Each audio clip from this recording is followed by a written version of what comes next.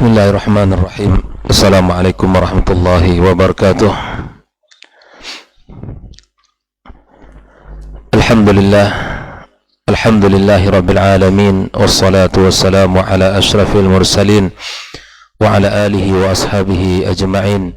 Ashhadu an la ilaha illallah wahdahu la syarika lah, waliyus salihin wa khaliqul khalqi ajma'in, wa ashhadu anna Muhammadan abduhu wa rasuluhu al-mab'utsu rahmatan lil alamin.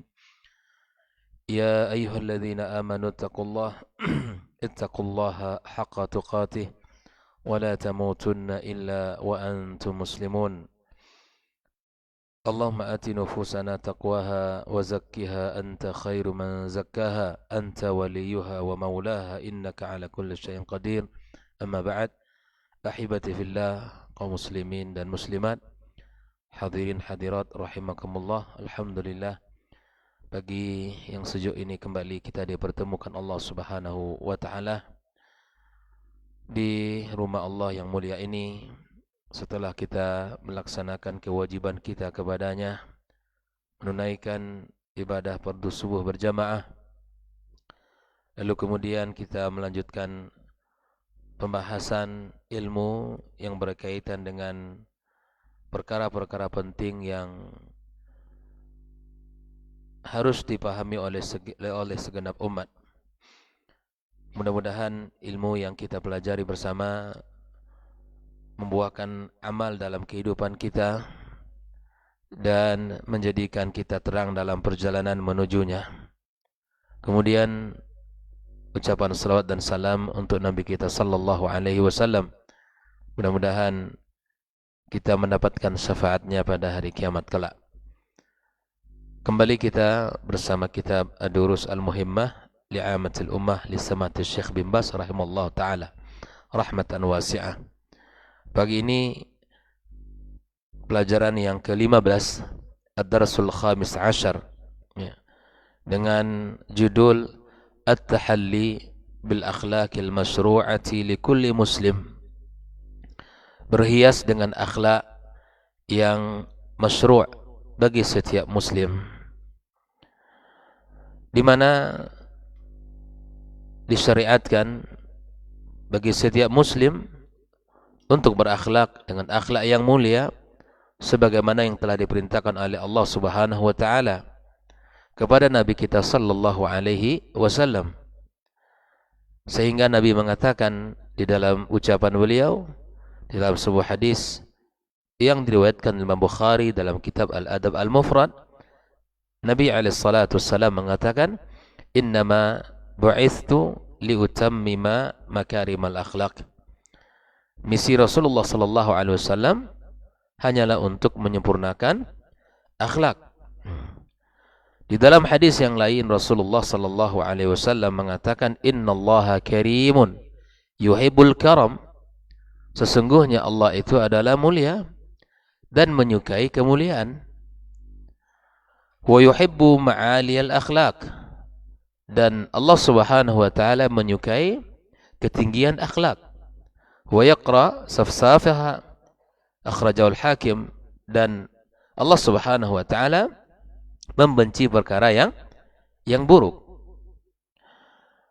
Allah Subhanahu wa taala telah mensifati nabinya sallallahu alaihi wasallam dengan akhlak yang agung. Di antara firman Allah tabaraka wa taala, "Wa innaka la'ala khuluqin 'azim." Ya, engkau Muhammad, sesungguhnya engkau adalah orang yang memiliki akhlak yang tinggi, yang agung. Oleh itulah ketika ibunda kita Aisyah radhiyallahu taala anha ditanya tentang akhlaknya Rasulullah sallallahu alaihi wasallam, maka kalimat Aisyah adalah dengan mengatakan, "Kana khuluquhul Qur'an." Akhlak Nabi itu tersimpul pada Al-Qur'anul Karim. Artinya apa? Tidak ada perintah Allah Subhanahu wa taala yang ada di dalam Al-Qur'an kecuali Nabi melakukannya. Dan tidak ada larangan-larangan yang Allah sebutkan kecuali Nabi SAW meninggalkannya.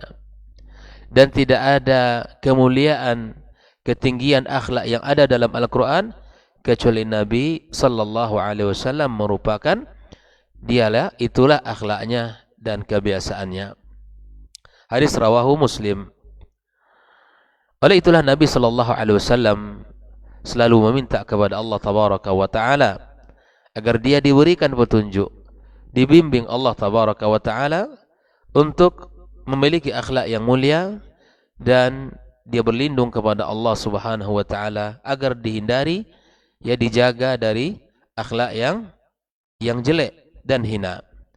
Nabi sallallahu alaihi wasallam mengatakan, Allahumma firli dhunubi wa khataayaya kullaha.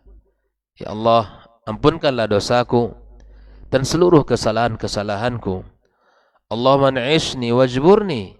Ya Allah, hidupkanlah aku dan jagalah diriku.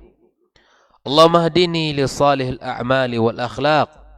Ya Allah, bimbinglah aku kepada akhlak yang baik dan kepada akhlak yang mulia.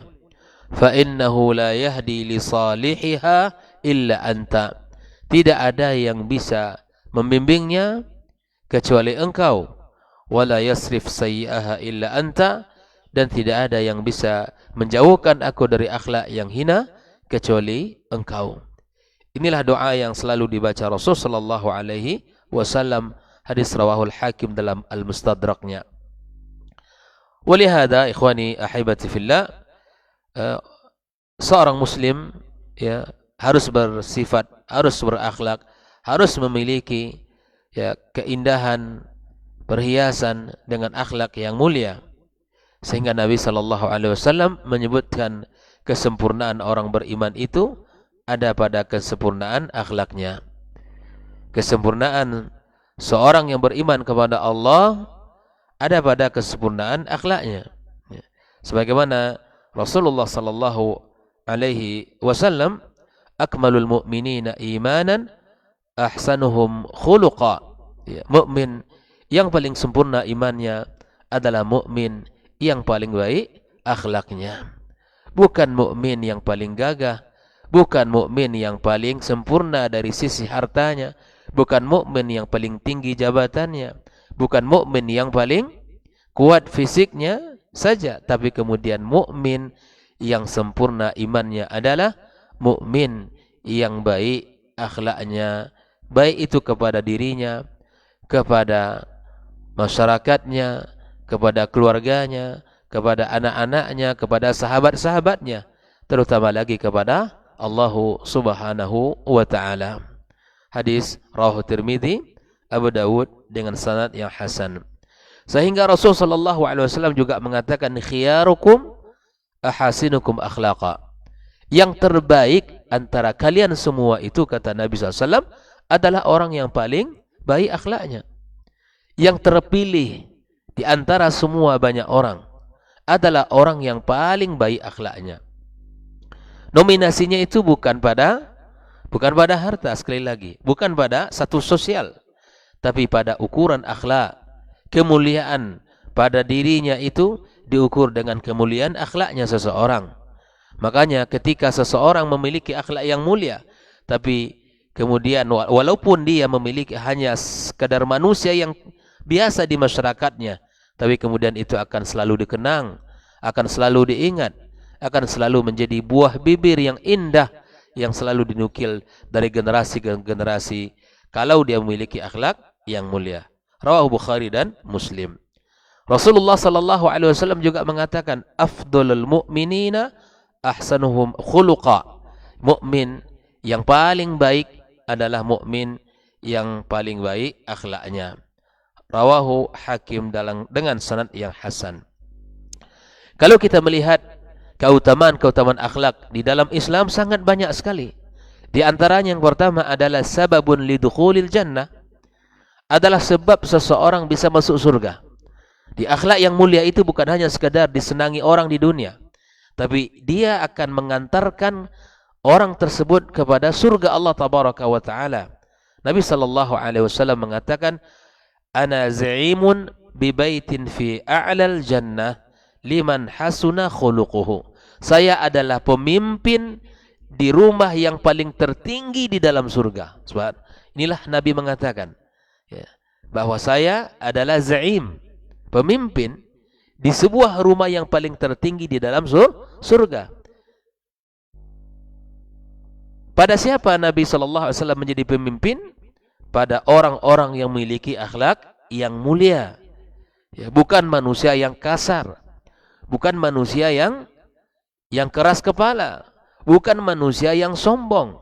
Tapi Rasulullah menjadi pemimpin di sebuah rumah di dalam surga yang paling tertinggi bagi manusia-manusia yang baik akhlaknya. Ya, yang baik akhlaknya, yang santun tutur katanya, yang lembut pribadinya, yang suka menolong, yang suka membantu, dan yang tawaduk sesamanya. Sehingga Nabi SAW dalam sebuah jawaban beliau ketika ditanya tentang apakah yang paling banyak yang menyebabkan manusia ini masuk ke dalam surganya Allah tabaraka wa ta'ala, maka Nabi SAW mengatakan taqwallah wa husnul khuluq. Ya, yang banyak menyebabkan manusia bisa masuk ke surga Allah tabaraka wa ta'ala ada dua hal. Yang pertama adalah ketakwaan dia kepada Allah tabaraka wa ta'ala. Yang kedua adalah husnul khuluq, akhlak yang mulia, akhlak yang indah. Itulah yang akan mengantarkan manusia kepada surga Allah subhanahu wa ta'ala. Ahibati fillah, akhlak yang mulia bukan hanya sekedar menjadi sebab masuk kita ke dalam surga Allah tabaraka wa ta'ala, tapi akhlak yang mulia ini di antara keutamaannya adalah sababun li mahabbatillah, sebab di mana kita dicintai Allah tabaraka wa ta'ala. Adakah ya, hal yang mulia daripada seseorang mendapatkan kecintaan Allah, kecintaan Khalik, kecintaan Rabb kita tabaraka wa ta'ala? Inilah tujuan kita, inilah gaya kita, di mana kita mendapatkan cinta, mendapatkan ya kedudukan ya pada Allah tabaraka wa ta'ala. Maka Nabi sallallahu alaihi wasallam mengatakan ahabbu ibadillahi ilallah ya ahsanuhum khuluqa. Ahabbu ibadillah, ya, hamba yang paling dicintai Allah siapa dia? Ya, Nabi sallallahu alaihi wasallam mengatakan ahsanuhum khuluqa, orang yang paling baik akhlaknya. Rawahu At-Tabarani dengan sanad yang sahih. Kemudian bukan hanya sekedar kita mendapatkan cinta Allah tabaraka wa ta'ala, tetapi akhlak yang mulia juga sebab di mana kita akan mendapatkan posisi tempat yang paling dekat dengan Nabi sallallahu alaihi wasallam nanti di hari kiamat kelak, dan bahkan menjadi sebab kita dicintai oleh Rasulullah sallallahu alaihi wasallam, di mana Nabi kita mengatakan inna min ahabbikum ilayya wa aqrabikum minni majlisa yaumal qiyamah ahasinukum akhlaqa. Sesungguhnya orang yang paling aku cintai, orang yang paling dekat nanti tempatnya pada diriku, di hadapanku, di sisiku di hari kiamat kelak adalah orang-orang yang memiliki akhlak yang mulia. Inilah di antara sebab di mana keutamaan orang yang berakhlak mulia, dia mendapatkan kecintaan Rasulullah sallallahu alaihi wasallam dan mendapatkan tempat yang dekat dengan Nabi kita sallallahu alaihi wasallam. Ahibati fillah. Bahkan tidak hanya itu, akhlak yang mulia itu adalah akan menjadikan timbangan dia di hari kiamat kelak sangat berat di sisi Allah Subhanahu wa taala. Bayangkan kita sopan kepada orang, kita memiliki akhlak yang dipuji orang, amanah, kemudian kita orang yang jujur, kemudian orang yang selalu menepati janji, orang yang selalu berbakti kepada orang tua dengan ta'zim, yang menghormati guru, yang memuliakan ahli ilmu, memuliakan para tetangga-tetangganya, para sahabat-sahabatnya. Maka subhanallah, apa yang kita lakukan dalam kehidupan kita dari akhlak-akhlak yang mulia, dari kebaikan-kebaikan, dari keagungan-keagungan akhlak tersebut, maka semua itu ahibati fillah, itu akan menjadikan sebab bahwa timbangan kita nanti berat di sisi Allah Subhanahu wa taala, sehingga Nabi mengatakan ma min syai'in fil mizani athqalu min husnil khuluq. Ya, tidak ada sesuatu yang paling berat dalam timbangan nanti di hari kiamat kelak daripada akhlak yang mulia.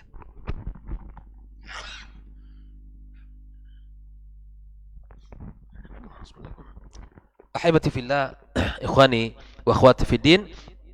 Jadi ternyata ketika kita menjadi seorang yang memiliki akhlak yang mulia, maka itu akan menjadi sebab di mana timbangan kebaikan kita berat di sisi Allah Subhanahu wa taala. Ternyata bukan hanya sekedar ibadah mahdhah seperti salat, seperti sedekah, seperti siam Ramadan, haji, umrah dan lain sebagainya yang akan bisa membantu ya di dalam timbangan-timbangan kebaikan kita, bukan hanya sekedar zikir yang selalu kita baca, bukan hanya istighfar, bukan hanya sekedar amal-amal zahir atau amal-amal batin, bukan hanya sekedar amal-amal mahdhah, ibadah mahdhah atau ghairu mahdhah, tetapi ternyata kemuliaan akhlak seseorang itu akan menjadi sebab beratnya timbangan kebaikan kita di sisi Allah Subhanahu wa taala. Nah, ahibati fillah, bahkan akhlak yang mulia itu akan mengantarkan orangnya kepada derajat yang paling tinggi, bahkan sampai kepada derajat saimul qaim, orang yang berpuasa di siang hari dan orang yang mendirikan malam dengan ibadah. Bayangkan akhlak yang kita jaga, yang kita miliki, ya, maka kemudian kita akan sampai kepada derajat as-saimul qaim, yang mengisi siang harinya dengan puasa dan mengisi malam harinya dengan ibadah. Rasulullah sallallahu alaihi wasallam mengatakan, "Innar rajula la yudriku bi husni khuluqihi darajati qa'imil laili sha'imin nahar." Sesungguhnya seorang laki-laki akan sampai kepada ya kesempurnaan akhlak, sampai kepada ya tingkat orang yang berpuasa di siang hari dan mendirikan malam dengan ibadah kepada Allah. Bayangkan itu. Ini yang harus kita ajarkan anak-anak kita. Dan ini yang harus kita contohkan kepada keluarga kita. Kita kepada istri kita adalah orang yang paling baik akhlaknya. Kita kepada anak-anak kita adalah orang yang paling menjadi qudwah bagi dia. Para guru juga demikian. Adalah orang yang paling bisa dicontoh dari sisi akhlak oleh para muridnya. Sahabat kepada sahabatnya, tetangga kepada tetangganya. Mesti kita jaga. Karena nilai kita di sisi Allah bukan dilihat dari sisi kayanya kita, bukan dari sisi kedudukan kita, bukan dari sisi status sosial kita, dipandangnya kita, ya di masyarakat kita, bukan. Allah tidak pernah menyebutkan itu. Tapi yang disebutkan adalah orang-orang yang memiliki kemuliaan akhlak, memiliki ya kesempurnaan dari sisi ya akhlaknya dalam kehidupan. Bahkan subhanallah, bukan hanya sekedar kita akan sampai pada puncak kesempurnaan ya ibadah kepada Allah Subhanahu wa taala, tetapi akhlak yang mulia juga akan menjadi sebab di mana kita akan diberikan usia, ditambahkan umur, diberkahi kehidupan kita oleh Allah Subhanahu wa taala. Nabi sallallahu alaihi wasallam mengatakan, husnul khuluq wa husnul jiwari yu'ammiranid diyari wa yazidani fil a'mar. Akhlak yang baik, kemudian bertetangga dengan cara yang baik kepada tetangga kita, dan itu akan menjadi sebab di mana Allah Subhanahu wa taala berikan kesempurnaan dalam hidup kita di dunia, akan menjadi sebab di mana kita akan dimuliakan ya di dunia dan di akhirat kelak, dan kemudian kita akan diberikan ya tambahan dari keberkahan rezeki dan usia kita. Bayangkan, bukan hanya sekedar orang diberikan kemudahan dalam kehidupan, tetapi kemudian ada keberkahan dari usia kita. Bayangkan orang yang mulia akhlaknya, apabila dia sudah meninggal dunia, apa yang akan menjadi pembicaraan orang yang ditinggalkan? Selalu disebut-sebut, selalu dikenang-kenang, selalu dipuji-puji. Ya, ketika fulan, ya musim-musim seperti ini dia hadir. Ketika fulan dalam keadaan seperti ini dia selalu membantu orang dan seterusnya. Dan itu sangat dikenang dan itu akan selalu ya disebut-sebut orang, bahkan lebih panjang dari usia yang ia jalani dalam kehidupan dunia ini. Ahibati fillah, inilah keutamaan-keutamaan ya, tidak akan sempat waktu kita untuk akan membicarakan keutamaan-keutamaan itu. Masih banyak kelebihan-kelebihan, ya, kemuliaan-kemuliaan yang ada di dalam Islam tentang kemuliaan akhlak. Oleh karena itulah Syekh bin Baz rahimallahu taala membuat satu bab, satu pembahasan pada pembahasan yang ke-15 ini tentang di mana kita harus berakhlak, berhias dengan akhlak yang disyariatkan dalam agama kita yang mulia ini. Di antara akhlak yang dianjurkan adalah as-sidq, adalah kita harus jujur di dalam segala hal, ya. Sebagaimana Allah Subhanahu wa taala perintahkan, ya ayyuhalladzina amanu taqullaha wa kunu ma'as shadiqin. Kita menjadi orang-orang yang jujur, menjadi orang-orang yang betul di dalam segala hal, ya, tidak menjadi orang-orang yang berkhianat, ya, yang tidak bisa menjaga kebaikan dan amanah-amanah yang ada. Ahibati fillah, Nabi sallallahu alaihi wasallam mengatakan, inna sidqa yahdi ilal bir wa innal birra yahdi ilal jannah. Ya, kejujuran akan mengantarkan kepada kebaikan dan kebaikan akan mengantarkan kepada surga Allah Subhanahu wa taala. Ketika seseorang berusaha untuk jujur, berusaha dalam ucapan, berusaha dalam sikapnya, maka kemudian sampai pada akhirnya dicatat oleh Allah orang-orang as-siddiqa, ya, orang-orang yang betul jujur di hadapan Allah Subhanahu wa taala. Dan kebalikannya, ya, daripada itu adalah orang-orang yang selalu berdusta, orang-orang yang selalu berbohong, orang yang apabila sudah berbohong satu kali, maka dia akan selalu, kebohongan itu akan mengantarkan kepada kebohongan berikutnya. Untuk menutupi aib kebohongan, maka dia harus berbohong, dan begitulah seterusnya. Dan kebohongan itu mengantarkan kepada fujur, dan kemudian itu akan mengantarkan dia ke dalam neraka Allah wal iyadu billah. Perlu kita ketahui, as-sidqu, jujur itu adalah tuma'ninah, menghadirkan rasa kenyamanan, ya, menghadirkan rasa ketentraman di dalam hati kita. Adapun kebalikannya, berdusta adalah mengantarkan kepada rasa yang tidak nyaman dalam jiwa kita. Coba, barangkali kita pernah mengalami dua hal ini dalam kehidupan kita. Ketika kita berusaha jujur dalam ucapan kita, jujur dalam sikap kita, baik itu kepada diri kita, ahibati fillah, atau kepada keluarga kita. Adakah orang yang tidak jujur kepada keluarganya? Sangat banyak. Yang selalu mendustai istri, yang selalu berbohong kepada istrinya. Seakan mereka hidup tidak satu rumah. Seakan mereka hidup tidak satu atap. Yeah. Pribadi yang berbeda antara siang dengan malam. Orang yang memiliki dua sikap. Pagi harinya begini, sore harinya begini. Sangat banyak dalam kehidupan.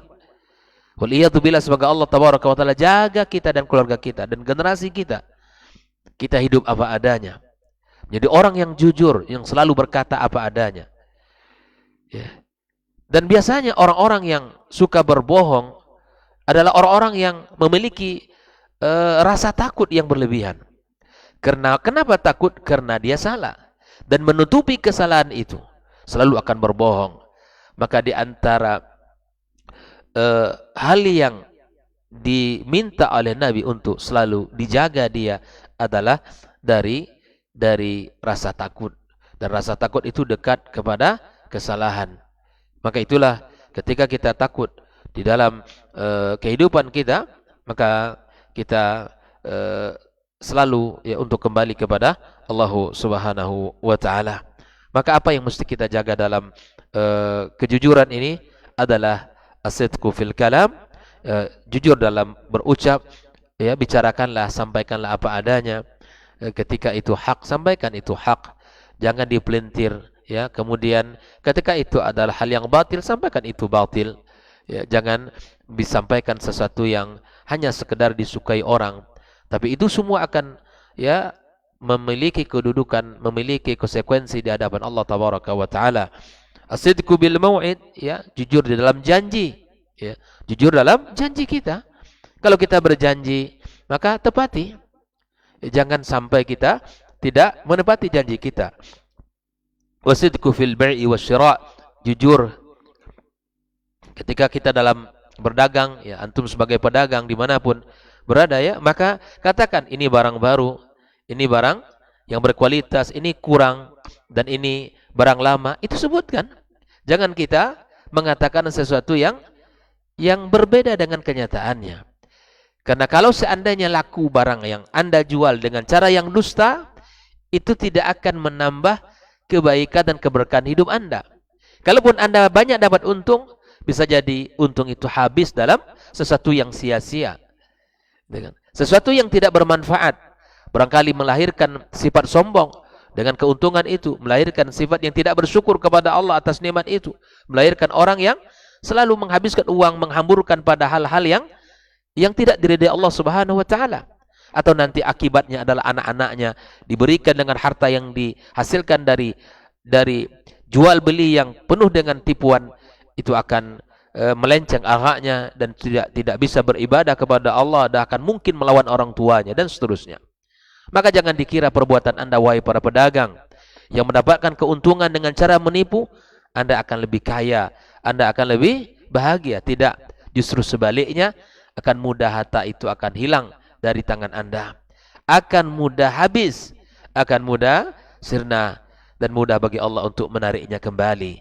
Ahibati fillah, maka jujurlah dalam segala sikap kita ya.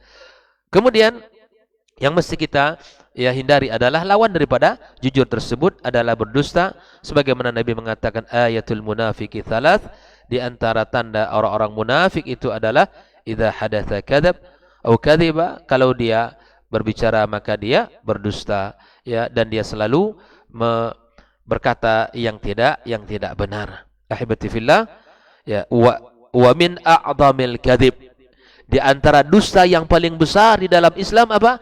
Dusta atas nama Allah dan dusta atas nama Rasulullah sallallahu alaihi wasallam. Inilah dusta yang paling tertinggi. Sehingga Nabi sallallahu alaihi wasallam mengatakan, man kadzaba alayya muta'ammidan falyatabawwa maq'adahu minan nar. Hadis muttafaqun alaihi. Orang yang berdusta atas namaku, kata Nabi sallallahu alaihi wasallam, ini bukan sunnah Nabi SAW, tapi dikatakan ini bukan perintah Nabi, tapi dianggap perintah Nabi SAW. Ini berdusta atas nama Allah Subhanahu wa taala. Ini perkara bid'ah, tapi disebut bagian daripada agama. Berdusta atas nama Allah, berdusta atas nama Rasulullah sallallahu alaihi wasallam. Maka hal ini akan berakibat fatal bagi dia di akhirat kelak. Nabi mengatakan falyatabawwa maq'adahu minan nar, artinya dia telah menyiapkan tempatnya di dalam neraka Allah tabaraka wa taala. Apabila kita tidak tahu dalam perkara agama, katakan tidak tahu, karena mengatakan tidak tahu nisful ilmi, separuh ilmu. Ya. Jangan menjadi orang yang tahu seluruh perkara sehingga bisa dijawab dengan cara yang retorikanya, dijawab dengan akalnya. Jangan. Katakan tidak tahu kalau memang tidak tahu. Tidak aib bagi seorang alim, seorang ustaz, seorang pendidik ya, mengatakan tidak tahu, karena manusia ini bukanlah lautan ilmu ya, sebagaimana Allah Subhanahu wa taala yang meliputi segala sesuatu, bukan. Kita manusia yang banyak kekurangan. Maka di antara akhlak yang mulia adalah di mana kita menjaga lisan kita, tidak berdusta atas nama Allah dan tidak berdusta atas nama Rasulullah sallallahu alaihi wasallam. Bahkan Nabi sallallahu alaihi wasallam juga mengatakan wa minal kadhib al-kadhbu fil hadits, di antara bentuk dusta juga adalah berdusta di dalam ucapan kita. Wa ba'dun nasi yatasahalu fil kadhib bal fil mizah, bahkan orang berdusta sampai pada candaan. Bayangkan, kita tidak boleh bercanda dalam keadaan berdusta ya. Dalam canda pun kita tidak boleh berdusta. Bayangkan itu, Islam begitu menjaga kita dalam hal-hal yang sifatnya adalah ya, candaan, tawaan, tidak boleh kita berdusta. Bahkan Nabi SAW mengatakan, ana za'imun bi baitin fil jannah liman tarakal kadhib walau kana maziha. Saya adalah pemimpin di sebuah rumah yang paling tertinggi di dalam surga bagi orang yang meninggalkan dusta dan bagi orang yang meninggalkan canda dalam keadaan berdusta. Maka itu ikhwani, tinggalkanlah seluruh yang namanya dusta. Katakan apa adanya, katakan yang sejujurnya dan sebenarnya sehingga kita selamat dari dosa yang sangat hina ini. Nabi alaihi salatu wassalam mengatakan, wailun, celaka bagi siapa? Lilladzi yuhaddits, bagi orang yang bicara fayakdzib, lalu kemudian dia berdusta. Liyudhika bihil qaum wa wailun lahu wa wailun lah. Ya, tujuan dia bicara, tujuan dia berdusta untuk membuat orang ketawa. Nabi doakan celaka dia ini. Waliyadzubillah. Jadi kalau ingin bercanda, canda yang biasa saja. Boleh bercanda, silakan. Bahkan Nabi sallallahu alaihi wasallam pun demikian. Di tengah-tengah para sahabat yang selalu menjaga. Tapi kemudian jangan sampai candaan itu menghadirkan dusta dalam ucapan kita. Waliyadzubillah. Oleh ikhwani, syiar kita adalah jujur kepada diri kita, jujur di dalam keluarga kita, kepada anak dan istri kita, jujur kepada sahabat-sahabat kita, jujur kita kepada para pendidik kita, dan jujur kita kepada orang-orang yang kita cintai dalam kehidupan kita. Mudah-mudahan Allah Subhanahu wa taala jaga kita dan jaga anak keturunan kita, jaga orang-orang yang kita cintai dari kejujuran. Allah jaga kita selalu dan semoga kita diberikan kekuatan untuk senantiasa bisa berkata dengan perkataan yang jujur. Wassallallahu ala nabiyyina Muhammadin wasallam. Wa subhanakallahumma bihamdika asyhadu an la ilaha illa anta astaghfiruka wa atubu ilaik. Wassalamualaikum warahmatullahi wabarakatuh.